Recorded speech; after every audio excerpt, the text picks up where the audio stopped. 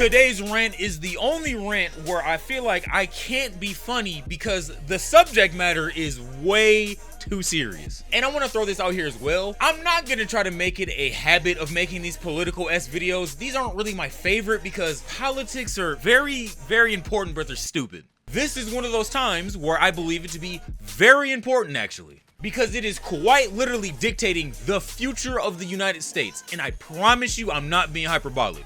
But before we get into the rant, if this is your first time seeing me on your TV or phone screen, go ahead and subscribe, man. I do video essays and rants just like this every other week. So if you do like what you're seeing here, go ahead and subscribe, man. But you know, I was trying to keep my nose clean. I was thinking that this was a topic I didn't want to talk about. Matter of fact, I actually said it on Twitter that I don't want to talk about this. So to be real honest here, I didn't even watch the presidential debate the first night it aired. I watched it after because I didn't think anything was going to be of note, really, right? It was just Joe Biden and Trump talking per usual. But what I found out when I actually did watch this is that I was laughing at the debate. I was laughing at this not because of funny jokes being said or the debate being well-mannered. This was like an SNL skit. And the fact that I was laughing at the US presidential debate, you know, the thing where you get the insight to who you should be voting to be the leader of the free world?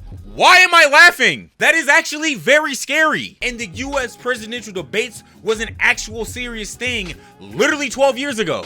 If I'm feeling like this as a US citizen, how do you think the international world views us right now? They are literally looking at us as a geopolitical and socio-economic zoo, bro. But like, can you really blame them? Something historical has happened in the United States every week for the past 2 years, it seems like. And to be honest with you, steadily losing the respect of the international community does not bode well for us as the United States. It means we're literally losing the thing that made us unique. And another thing about these presidential debates, which y'all are thinking this, but y'all just haven't said it out loud yet, why the fuck are they so old? Oh my God. I think that's the scariest part about this too. The next potential president of the United States isn't below the age of 50. And if you looked at both of them debating, they look like old people. Even Trump witty wisecracks, he sounded exactly like people were describing Joe Biden as. The only real difference is that you can kind of understand him a lot better than Joe Biden. And it's just sad to see that the best potential of president is someone that doesn't even look like the majority of the United States. Just like the Supreme Court. And I got some words for them too. They not off the hook. And the people who are in these positions of legislation, Congress,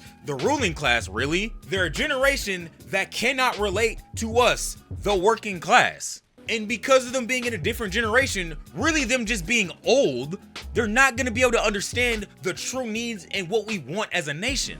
And kind of discussing the whole thing about the debate more in depth now. And if you want a true breakdown of what Joe Biden and Trump was saying, there's a channel that does it way better than I could. So if you find them, let me know. And also because I want to generalize the attitudes, what's going on here. Trump basically got up there and just started lying, bro. To the point people were criticizing CNN for not fact-checking him actively and letting him get away with this. And for Joe Biden's whole premise, it was just playground insults that Trump actually deserves because he's just that person. Saying he has the morals of an alley cat, which...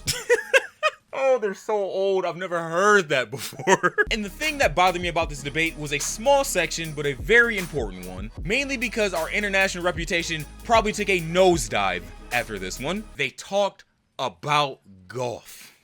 Now listen, I love golf. I love me some goddamn golf, right? But in a debate where the issues are abortion laws, human rights, war, and policy, I don't give a fuck about your swing, brother. Are we gonna get equitable wages? Are we gonna get something for us? Give a fuck about that golf swing, bro. And to find that both sides of the party found that to be important to tell, you know, the nation is fucking scary. But what's even scarier is what the Supreme Court has just been actively doing since last year. In 3 short years, the Supreme Court has overturned Roe v. Wade, affirmative action, Chevron, and now has criminalized homelessness. And from those Supreme Court decisions, you can tell that their interests are not our interests. That's probably the best way I could say that. Like, looking at all of these decisions now, I'm starting to look back at my video with McKesson versus Doe. Because at this point, they may find DeRay McKesson liable and make protesting illegal. It would not be past them to do it.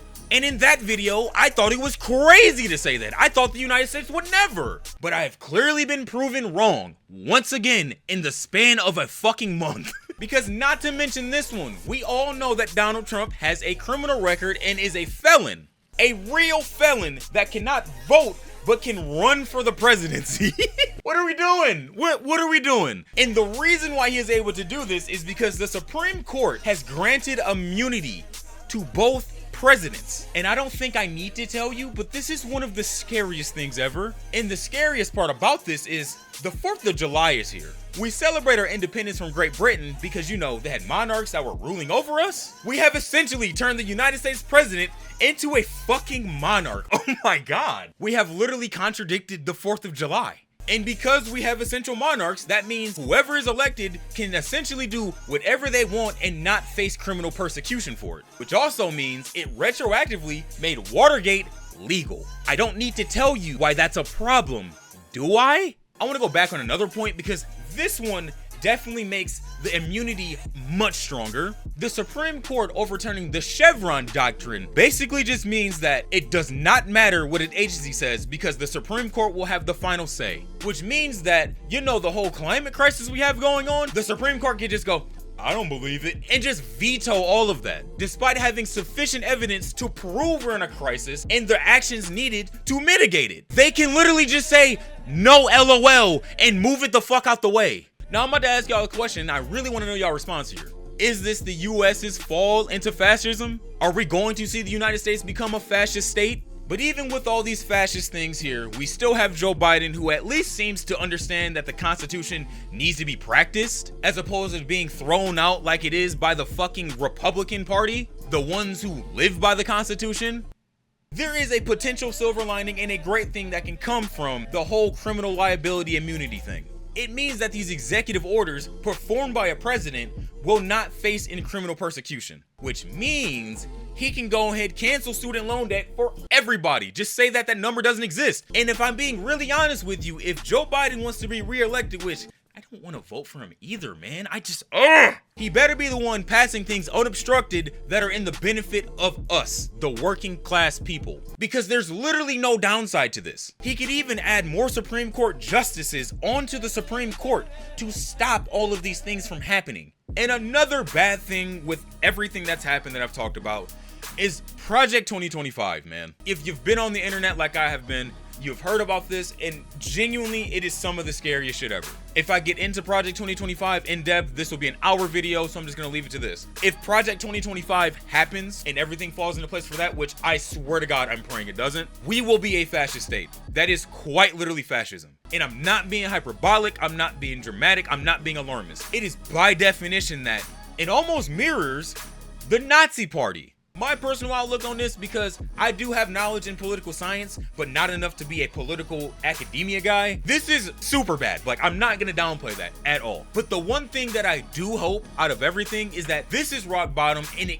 does not get worse than this. Because a really good thing that is happening right now is the class consciousness among everybody. We all seem to be unified because we're all seeing the same struggle at once. We're all seeing the same oppression happen at once. And you gotta give social media a lot of credit. Despite it being brain rot in a lot of ways, it's made class unity a lot more possible. And if we can mobilize that strength, that class unity all together, we can truly start to usher in changes to make our society better. And the potential of what class unity could do is endless. It could literally change our lives in the ways that we always have wanted but never knew were possible. But yeah, that's the end of this rant, man. If you did enjoy it, leave a like on the video, put your boy in the algorithm so everybody can see your boy BasedDom. Yes sir, man. Leave a comment, tell me your thoughts on this, tell me your thoughts on election year. How do you feel about the debates? How do you feel about the Supreme Court decisions? I want to know it all, man. I have been sitting here online way too much talking about this, and I would love to know how you guys feel to make sure I don't feel crazy.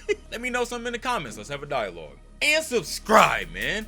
I don't even know where we're at as far as growth. All I can say is I'm just so forever thankful for you guys. I love you guys so much for the organic engagement we're seeing on the community tab, as well as everywhere else. This community is awesome, and I owe y'all a lot, man. I appreciate my subscribers, both old and new, because you make my dreams of being a content creator realer and realer every day. And I love y'all, man. Yes, sir. If you want to follow my Instagram, it's down in the description. If you want to join my public Discord, that's down in the description too. Yeah, man. It's been BasedDom, people.